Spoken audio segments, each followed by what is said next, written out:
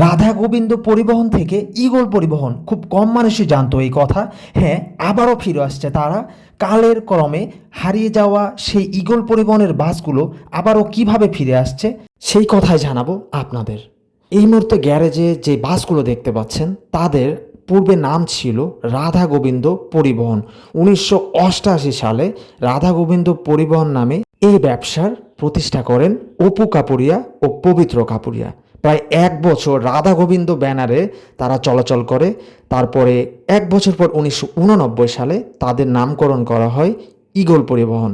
আর এই ঈগল পরিবহন নামকরণের পরেই তারা বাংলাদেশে ধীরে ধীরে ব্যাপক জনপ্রিয়তা অর্জন করে পরিবহন সেক্টরে।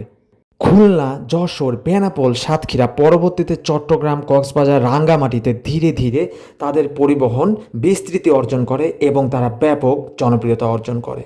তাহলে কি ঘটেছিল যে তাদের বাসগুলো ধীরে ধীরে আবার হারিয়ে গিয়েছিল বাংলাদেশের সুন্দর সড়ক থেকে?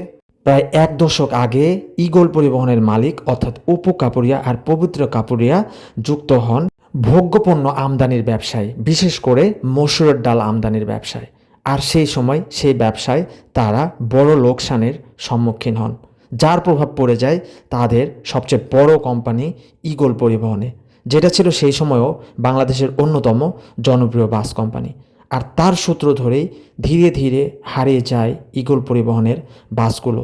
দেখতেই পাচ্ছেন গ্যারেজে যে বাসগুলো একসময় বাংলাদেশের রাস্তায় দাপিয়ে বেড়াতো অনেক সুন্দরভাবে, বাস লাভারদের এবং যাত্রীদের মনে জায়গা করে নিয়েছিল যারা, সেই হিনোওয়ান যে বাসগুলো, অশোক লেল্যান্ড বাসগুলো এখন পড়ে রয়েছে গ্যারেজে।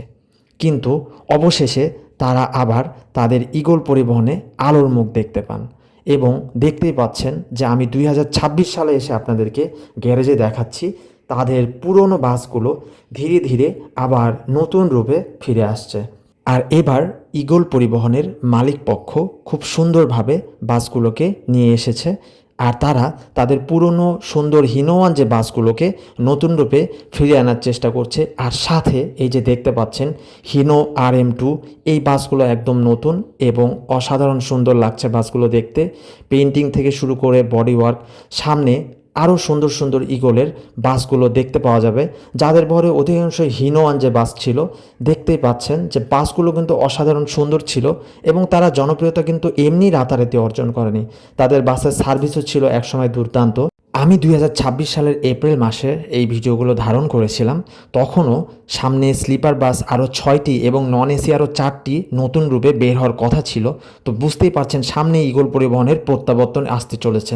তো ঈগল পরিবহনের অসাধারণ এই বাস নিয়ে ভিডিও ছিল এই পর্যন্তই। সবাই ভালো থাকবেন, আল্লাহ হাফেজ।